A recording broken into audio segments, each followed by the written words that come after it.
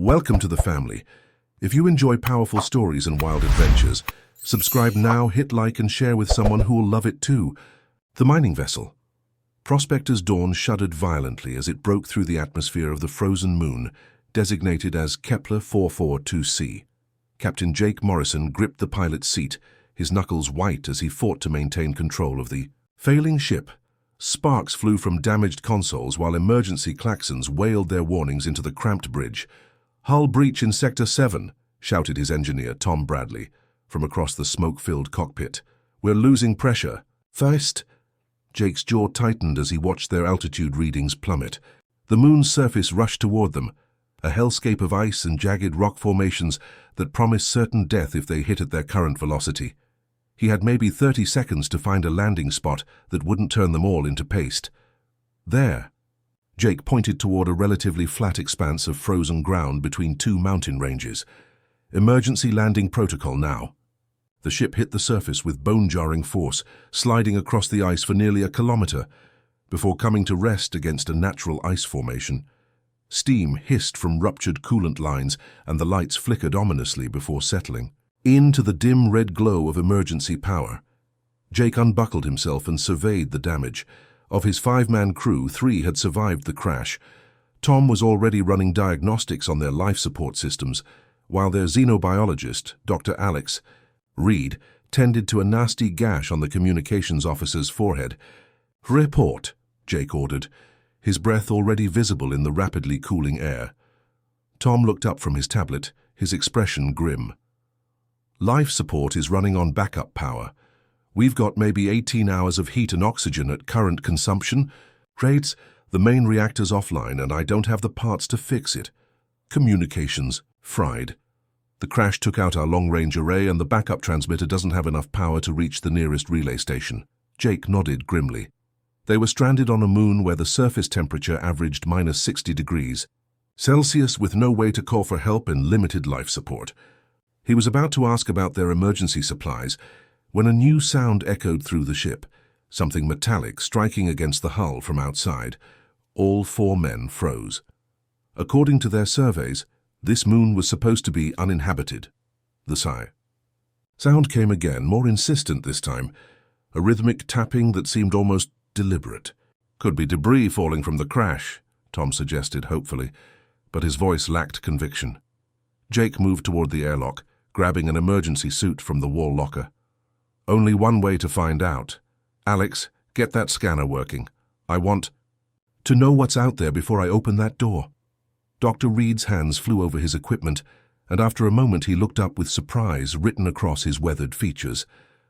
It's a life form. Bipedal, roughly human-sized, but the thermal signature is all wrong. Internal temperature is way too low for any known sentient species." The tapping stopped abruptly, replaced by a sound that chilled them more than the failing heater, a voice speaking in heavily accented but unmistakable Standard Galactic. "I know you are inside, humans. I watched your ship fall from the sky." The voice was distinctly feminine, with an unusual harmonic quality that seemed to resonate through the hull itself. "You are injured, and your ship is dying.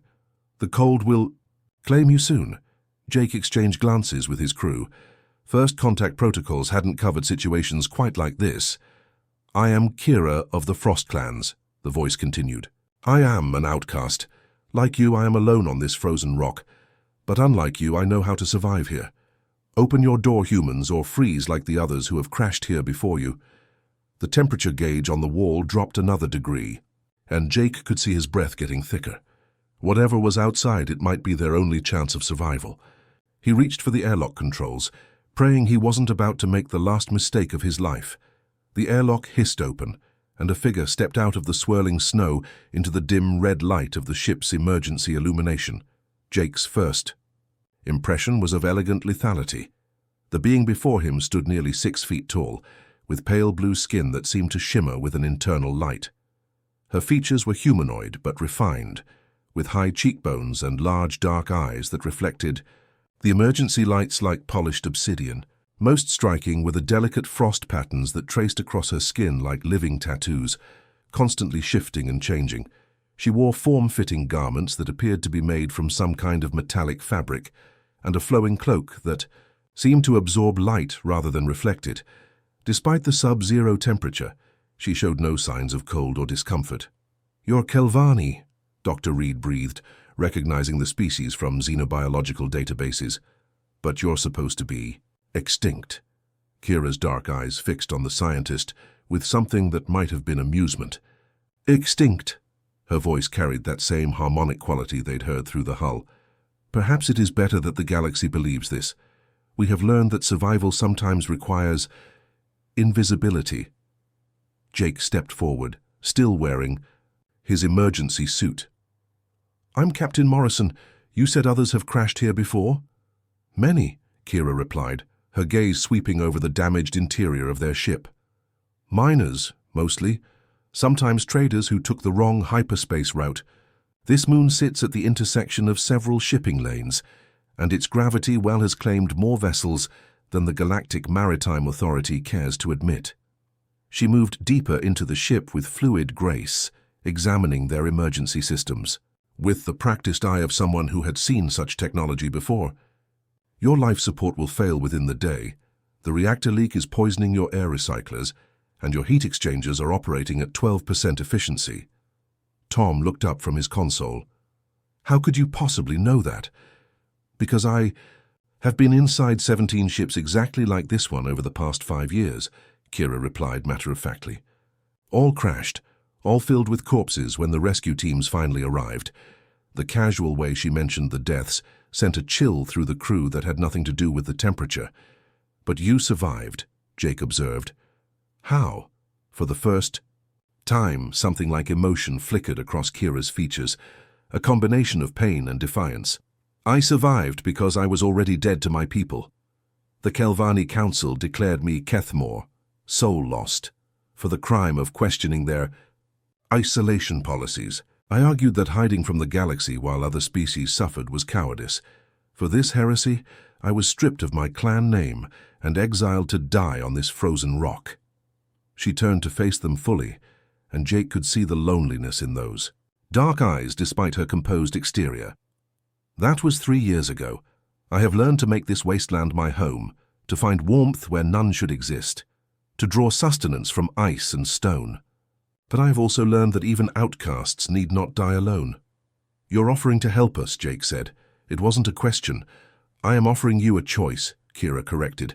"You can remain here in your failing ship and freeze to death with dignity, or you can trust an exile and live to see another sunrise. But know this, my shelter is small, my resources limited. Survival will require cooperation." The ship's temperature had dropped another 3 degrees during their conversation, and Jake could see frost beginning to form on the interior walls. He looked at his surviving crew members, reading the same desperate hope in their eyes that he felt in his chest. "What kind of cooperation?" he asked. Kira's expression remained neutral, but there was something almost vulnerable in her posture. "My shelter maintains warmth through shared body heat and biothermal regulation, something my species evolved for survival in extreme conditions. But I have been alone for so long that my own thermal output is insufficient to maintain optimal temperature. With 4 humans—" She paused as if the next words were difficult. "The mathematics of survival require close physical proximity, very close." The implications hung in the air like the condensing breath from their lungs. "You're talking about sharing living space," Tom said slowly. "I am talking about sharing everything," Kira replied. "Heat, food, shelter, sleeping arrangements. Your human concepts of personal space and modesty are luxuries that the cold does not permit. The choice is yours, Captain Morrison, but choose quickly. Your ship grows colder with each passing moment, and the storm approaching from the north will drop the external temperature another 20 degrees. Outside, the wind began to howl with renewed fury, as if to emphasize her point. Kira led them through the howling blizzard, her form barely visible in the swirling snow despite being only meters ahead. Jake struggled to keep up, his emergency suit's heating elements working overtime against the brutal cold. Behind him, Tom and Alex supported their injured communications officer, Dan Carter, whose condition was worsening with each step. "How much farther?" Jake shouted over the wind, but Kira seemed to hear him despite the storm's fury. "We are here," she called back, though Jake could see nothing but ice and rock formations. Kira approached what appeared to be a solid wall of ice and pressed her palm against a specific section. The frost patterns on her skin began to glow with soft blue light, and to Jake's amazement, the ice began to part like a curtain, revealing a hidden entrance carved into the rock face. "Kael'vani biothermal locks," Dr. Reed observed with scientific fascination, even as his teeth chattered. Remarkable adaptation. The entrance led to a narrow tunnel that sloped downward into the moon's crust. After several minutes of careful navigation, they emerged into a cavern that defied Jake's expectations. The space was larger than it had appeared from outside, with smooth walls that seemed to emit a faint, warm glow. The temperature was noticeably warmer, not comfortable, by human standards, but survivable. "How is this possible?" Tom asked, examining the luminescent walls with wonder. "Geothermal activity," Kira explained, sealing the entrance behind them with another touch of her glowing palm. "This moon has a molten core that creates pockets of relative warmth deep underground. I have modified this space over the past 3 years to maximize thermal efficiency." The modifications were impressive. She had carved sleeping alcoves into the walls, created a sophisticated water collection and purification system, and even established a small hydroponic garden using minerals extracted from the rock and heat from thermal vents. It was a masterpiece of survival engineering. "This is incredible," Alex said, his scientist's mind cataloging everything he saw. "You've created a completely self-sustaining environment." "Sustaining for one," Kira corrected. "With 4 additional occupants, the thermal dynamics change significantly. Food and water can be stretched, but heat—" She gestured toward a single large sleeping alcove carved into the warmest section of the cavern. "This is the only space that maintains adequate temperature for human survival during the coldest periods." Jake studied the alcove. It was spacious by cave standards, but would require extremely close quarters for 5 individuals. The implications were clear, and he could see the discomfort on his crew's faces. "I understand your reluctance," Kira said, her voice carrying a note of understanding. "Humans place great importance on physical boundaries and personal space, but the mathematics of thermodynamics care nothing for social conventions. Shared body heat is the difference between life and death on this moon." Dan Carter, their injured communications officer, began to shiver violently despite the warmer temperature. His lips were taking on a blue tinge that Jake recognized as the early stages of hypothermia. "Dan needs medical attention," Alex reported grimly. "His core temperature is dropping, and I don't have the equipment to treat severe hypothermia." Kira moved to Dan's side and placed her hand on his forehead. Her frost patterns began to glow more brightly, and Jake could see Dan's shivering begin to subside. "My people can share thermal energy directly through biocontact. It is more efficient than passive heat transfer, but requires skin-to-skin contact." "You're warming him somehow," Tom observed in amazement. "Biothermal regulation," Kira confirmed, "but this technique requires significant energy expenditure. I cannot maintain it indefinitely for all of you." She looked at Jake directly. "The choice becomes more urgent, Captain. Your injured crew member will not survive the night without active thermal support." Jake felt the weight of command pressing down on him like the ice above their heads. His crew was looking to him for guidance, but the options were stark. Accept Kira's unconventional solution, or watch his people freeze to death. The wind outside intensified, and even within the shelter, Jake could feel the temperature beginning to drop. According to his suit's readings, the external temperature was now approaching -80 degrees Celsius. "The storm I mentioned is arriving," Kira said, as if reading his thoughts. "This is a mild night compared to what's coming. In 2 hours, the temperature outside will be cold enough to freeze exposed skin in seconds. Even with your thermal suits, you would not survive 10 minutes in that cold." She moved toward the large sleeping alcove and began arranging the furs and thermal blankets she had crafted from materials salvaged from previous crashes. "I have survived alone through dozens of such storms, but I have never attempted to keep 4 humans alive through one. The thermal requirements are substantial." Jake made his decision. "What do we need to do?" Kira paused in her preparations and looked at him with something that might have been respect. Remove your thermal suits. They are designed for short-term exposure, not sustained warming. Layer clothing will trap cold air and reduce thermal efficiency. During the coldest hours, we will need to rely on direct biothermal contact. The reality of their situation was sinking in, but Jake could see no alternative. How long until the storm passes? 3 days, Kira replied. Maybe 4, depending on the wind patterns. 3 days of the most intimate survival situation imaginable, with an alien woman they had met only hours ago. Jake looked at his crew one more time, seeing his own determination reflected in their faces. We do whatever it takes to survive, he decided. The first night tested every assumption Jake had about survival, dignity, and the boundaries between species. As the storm outside reached its full fury, the temperature in even the warmest section of the cave dropped to levels that made their breath visible and turned their fingers numb despite the thermal protection. Kira had arranged the sleeping area with practical efficiency, creating layers of insulation using salvaged materials, animal furs she had prepared during her years of exile, and thermal blankets recovered from previous crash sites. The arrangement was designed around a central principle: maximum body heat, conservation through shared thermal mass. Your human physiology generates heat through metabolic processes, she explained, as they prepared for the long night ahead. But you lose that heat rapidly through radiation and convection. My people evolved different thermal regulation. We can store and redistribute heat energy, but we require external sources to maintain optimal temperature. Dan Carter's condition had stabilized under Kira's direct thermal treatment, but he remained weak and required constant monitoring.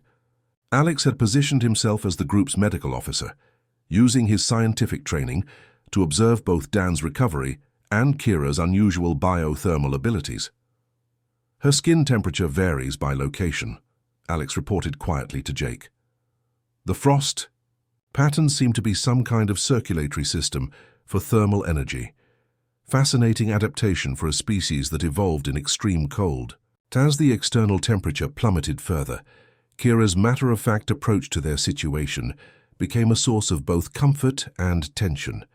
She arranged their sleeping positions with the clinical precision of someone who understood survival. Mathematics, Jake and Tom on the outside edges where their larger body mass could provide thermal barriers, Alex and Dan in the middle where the injured man could benefit from maximum heat retention, and herself positioned where she could provide active thermal support to whoever needed it most. I know this is uncomfortable for your people, she said as they settled into the close quarters. But temperature regulation requires contact. Your cultural taboos about physical proximity will not keep you alive. The arrangement required them to lie pressed together like components in a thermal machine, sharing not just space, but the intimate reality of each other's breathing, heartbeats, and body heat. Jake found himself acutely aware of Kira's alien physiology.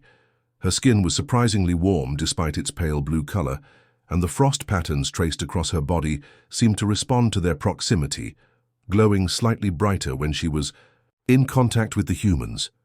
How long have you been alone out here? Tom asked during the long hours when sleep proved impossible. The question seemed to emerge naturally from their enforced intimacy.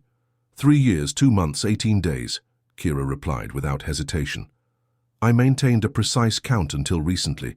Now the days blur together. That's a long time to be isolated, Alex observed.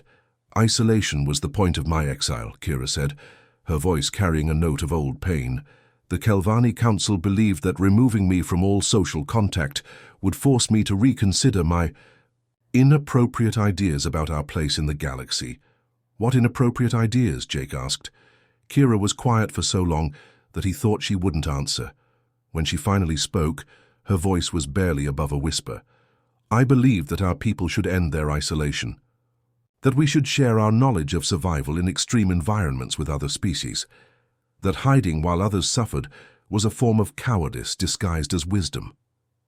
Sounds reasonable to me, Dan said weakly from his position in the center of their huddle. The council disagreed. They declared that my ideas would lead to the corruption and eventual destruction of our species. That contact with lesser species would diminish our purity. The frost patterns on her skin flickered with what Jake was beginning to recognize as emotional response. They were particularly concerned about humans. "Why humans specifically?" Jake asked. "Because your species is infectious," Kira replied. And Jake could hear something like amusement in her voice. "You have a tendency to inspire others to question their limitations, to attempt things that should be impossible." The council found this deeply disturbing. Outside, the wind reached a crescendo that made the entire cave structure vibrate. The temperature dropped another few degrees, and Jake felt Kira shift closer, her alien warmth becoming more essential with each passing hour. "They weren't entirely wrong," she continued. "I have been alone for 3 years, but in the past 6 hours with your people, I have felt more alive than I have since my exile began. Perhaps human influence is infectious." The conversation gradually gave way to the necessities of survival, monitoring Dan's condition, adjusting their positions to maintain optimal heat distribution, and fighting the exhaustion that came from constant vigilance against the cold. But Jake found that the physical intimacy of their situation was creating an unexpected emotional intimacy as well. As the night deepened and the storm raged outside, he began to understand that they weren't just sharing warmth. They were sharing the fundamental human experience of surviving against impossible odds. And despite her alien physiology and exile status, Kira was becoming less of a mysterious outsider and more of an essential part of their survival group. When he finally dozed off, pressed between Tom's solid presence and Kira's alien warmth, Jake realized that the cold outside was no longer the most challenging aspect of their situation. The real challenge would be figuring out what happened when the storm ended, and normal social boundaries were supposed to reassert themselves. But that was a problem for tomorrow. Tonight, survival was measured in shared heartbeats and the simple miracle of waking up alive. The second day brought a brief respite from the storm, and with it the opportunity to assess their situation more thoroughly. Dan's condition had improved significantly under Kira's thermal treatments, though he remained weak. The enforced intimacy of the previous night had broken down many of the initial barriers between the human crew and their alien rescuer, but it had also raised new complications. Jake woke to find himself still pressed against Kira's side, her frost patterns glowing softly in the dim cave lighting. For a moment, he was struck by how natural the contact felt, how his body had adapted to her alien warmth during the night. The realization was both comforting and deeply unsettling. "The storm has temporarily weakened," Kira observed, apparently, having been awake for some time. "This gives us an opportunity to improve our situation, but we must act quickly. The main storm front will return before nightfall." She led them through a series of tasks designed to maximize their survival chances. Jake and Tom worked to salvage additional materials from their crashed ship, while Alex continued monitoring everyone's health and studying Kira's unique physiology with scientific fascination. Dan remained in the shelter, gradually regaining strength. During these activities, Jake began to appreciate the full extent of Kira's adaptation to life on the frozen moon. She moved across the ice with perfect balance, seemed to know the location of every useful resource within kilometers of her shelter, and demonstrated an intimate understanding of the moon's weather patterns that bordered on supernatural. "You've done more than just survive here," he observed as she showed him a hidden cache of materials salvaged from previous crashes. "You've mastered this environment." "Mastery suggests control," Kira replied. "I have achieved something more valuable, harmony. This moon and I have reached an understanding. It provides what I need to live, and I respect its power to kill." The cache revealed the extent of previous tragedies. Emergency supplies from dozens of ships, personal effects of crews who hadn't survived, and technological components that Kira had carefully preserved, despite having no immediate use for them. "Why keep all this?" Jake asked. "Hope," she said simply. "For 3 years I have maintained these supplies against the possibility that someday someone might survive long enough for them to matter. Today, that someday has arrived." Among the salvaged materials, they found communication equipment that Tom believed he could integrate with their ship's systems.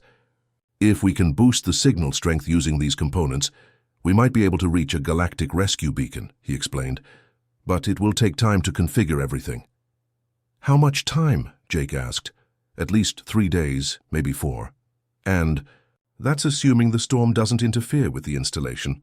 Kira nodded grimly. The storms will continue for another week, possibly longer. This is the beginning of the seasonal weather pattern that makes rescue operations impossible for the next 2 months. The implications were sobering. They weren't just stranded for days. They could be trapped together for weeks or even months.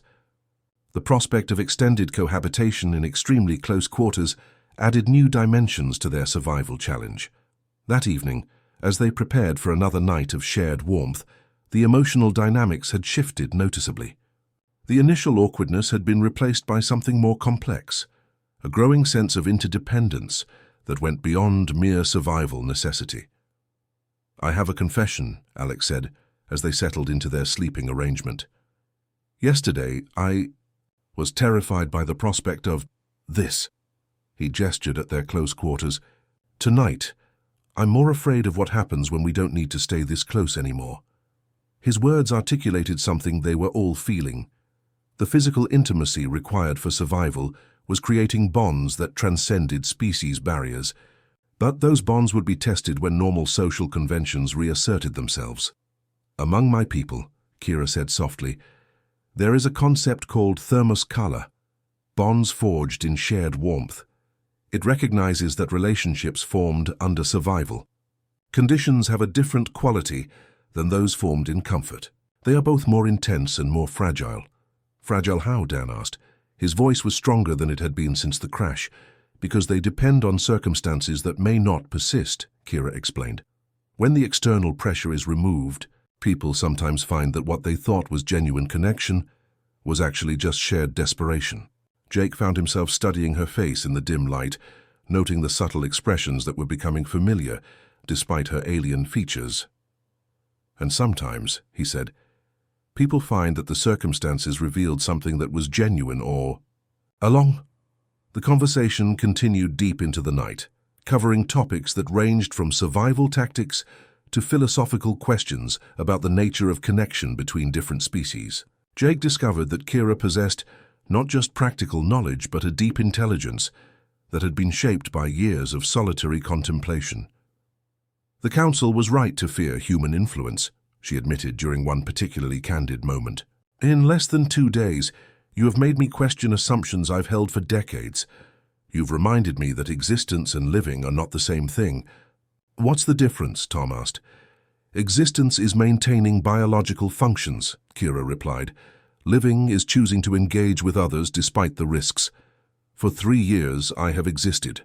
For 2 days, I have begun to live again." The words hung in the warm air of their shared space, carrying implications that none of them were quite ready to examine fully. But Jake felt something shifting in his understanding of their situation. They weren't just surviving together. They were discovering what it meant to connect across the vast differences between species. As sleep finally claimed them, pressed together against the cold, Jake realized that rescue, when it finally came, would present challenges they hadn't anticipated. The bonds being forged in this frozen shelter might prove more durable than the circumstances that created them. But that was a question for another day.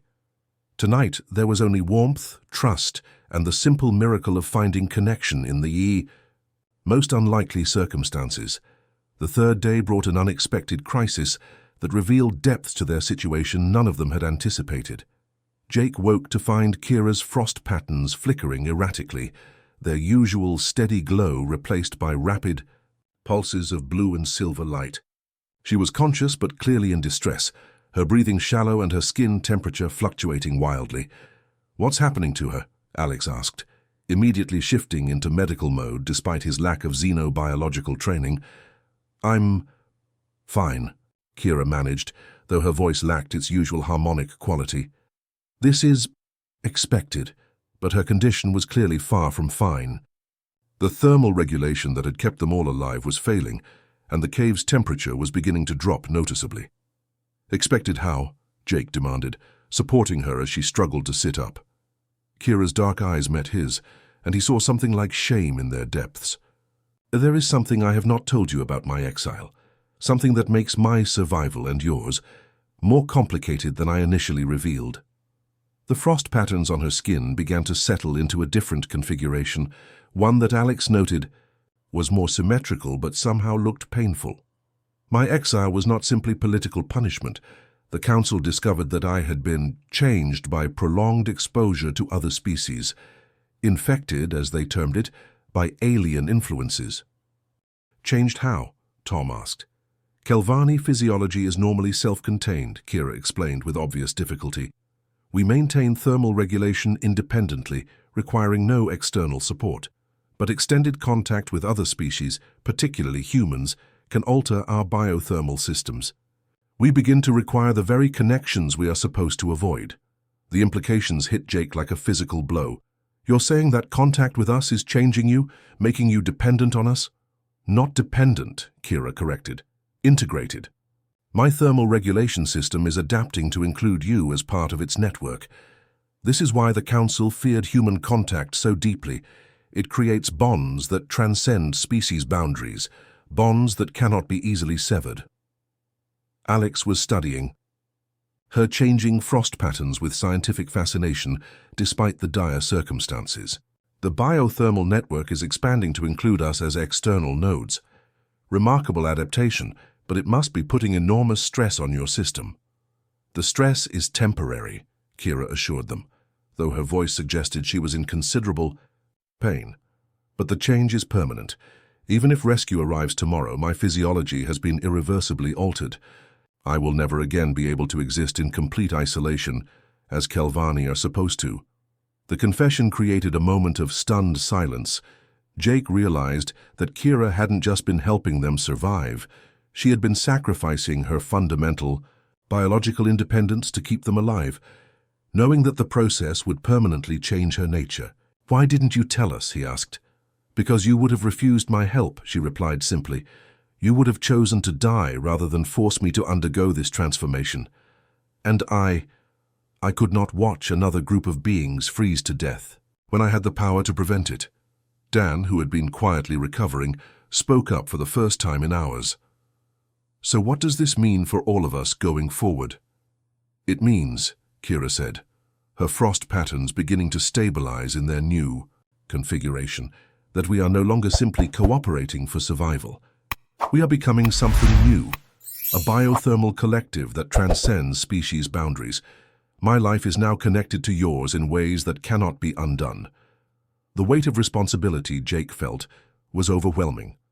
They had accepted Kira's help to save their own lives, but in doing so they had unknowingly condemned her to permanent exile from her own people and fundamental changes to her biology.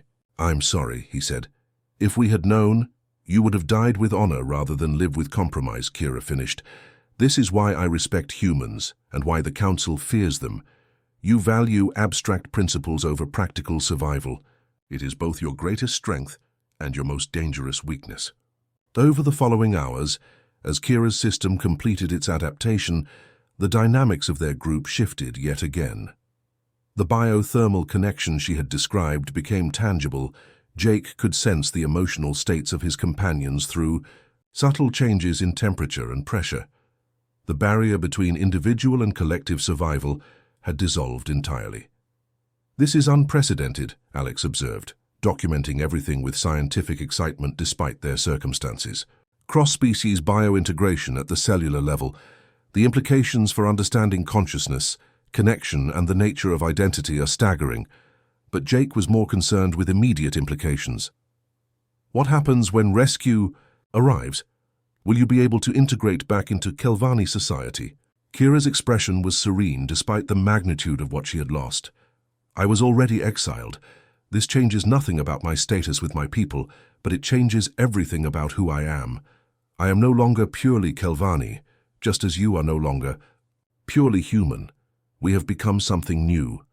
That night, as they settled into their now familiar sleeping arrangement, the physical contact felt different, less like survival necessity and more like completing a living circuit. Jake could feel the steady rhythm of Kira's biothermal system synchronizing with their human physiology, creating a harmony that was both alien and deeply natural. "Do you regret it?" he asked her in the darkness. "Regret choosing life over isolation?" Regret discovering what connection truly means. Her voice carried a contentment he hadn't heard before. The council taught that purity was preservation, but I have learned that purity is death. Growth requires contamination, change, the willingness to become something you were not. As sleep approached, Jake realized that their rescue, when it came, would not be a return to their previous lives. They were all fundamentally changed by their experience, bound together by connections that transcended the physical circumstances that had created them.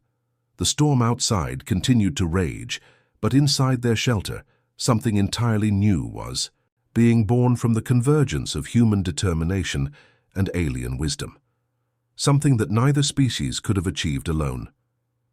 The rescue team arrived on the 7th day, just as the storms finally began to subside. Jake heard the distant sound of atmospheric engines cutting through the wind and felt a complex mixture of relief and apprehension that he suspected was shared by his companions through their biothermal connection. Commander Lisa Rodriguez of the Galactic Rescue Service found them in a state that defied easy explanation. Her team's medical scanners detected 5 distinct life forms, but the bio-readings suggested an integration between species that their equipment struggled to quantify. Captain Morrison, Commander Rodriguez called out as her team established communication with their shelter. We've been searching for your ship for a week. Are you and your crew alive and functional? Alive, yes, Jake replied, exchanging glances with Kira. Functional. That's more complicated. The rescue team's arrival necessitated difficult explanations. How do you describe biothermal integration to people who view species boundaries as absolute? How do you explain that survival had required not just cooperation, but fundamental biological change? Dr. Elena Vasquez, the rescue team's xenobiologist, was the first to understand the implications of what had occurred. After running detailed scans on all 5 survivors, she pulled Commander Rodriguez aside for a conference that Jake could overhear through the rescue team's open communication channels. Sir, this is unprecedented, Dr. Vasquez reported. The human crew members show signs of adapted thermal regulation, modified at the cellular level. And the Kelvani woman, her biosignature indicates permanent physiological integration with human thermal patterns. I've never seen anything like it. Is it dangerous? Rodriguez asked. Not dangerous, but irreversible. They're not just a crew that survived together, they're a bio-integrated survival unit. Separating them could cause severe physiological distress for all parties. The implications created immediate complications for the rescue operation. Standard protocol required medical quarantine and species-specific treatment, but Jake's group could no longer be treated as separate individuals from distinct species. We understand your situation is unusual, Commander Rodriguez told them diplomatically. But we need to understand exactly what happened here before we can determine the appropriate response. Over the next several hours, they provided detailed accounts of their survival experience. Jake watched the rescue team's expressions shift from professional concern to scientific fascination to bureaucratic confusion as the scope of what had occurred became clear. The Kelvani government will need to be notified, Dr. Vasquez said eventually. This level of bio-integration between species will have significant diplomatic implications. The Kelvani Council has no jurisdiction over me, Kira stated firmly. I was legally declared dead to my people 3 years ago. My status cannot be diminished further. But Jake realized the situation was more complex than questions of legal status. They had demonstrated something that challenged fundamental assumptions about species interaction and the nature of consciousness itself. The rescue would mark the beginning of a much larger story. What are your intentions? Commander Rodriguez asked Jake directly. Do you wish to return to normal duty status? Jake looked at his crew, Tom, Alex, and Dan, reading their thoughts through the biothermal connection they now shared. He saw his own feelings reflected in their expressions. They were no longer the same people who had crashed on this moon a week ago.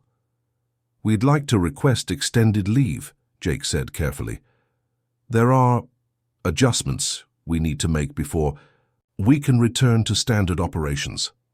Commander Rodriguez nodded slowly. I think that can be arranged. The Galactic Maritime Authority will want extensive debriefings, and the medical implications alone will require months of study. As the rescue team prepared to evacuate them from the moon, Jake found himself walking with Kira toward the shelter that had been their home for a week. The cave that had seemed so confining now felt like the birthplace of something entirely new. "Do you know what happens next?" he asked her.